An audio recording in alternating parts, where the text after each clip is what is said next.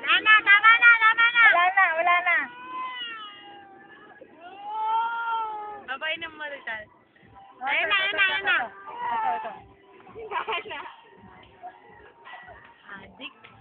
Bakit na talaga yan? Butong ito. Bakit ganyan, oh?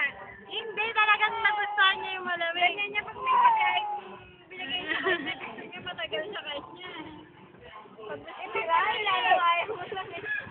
Malamig. Hindi ko nang pinaiinom eh. Hanggang malabas lang natin. Nang gigigil.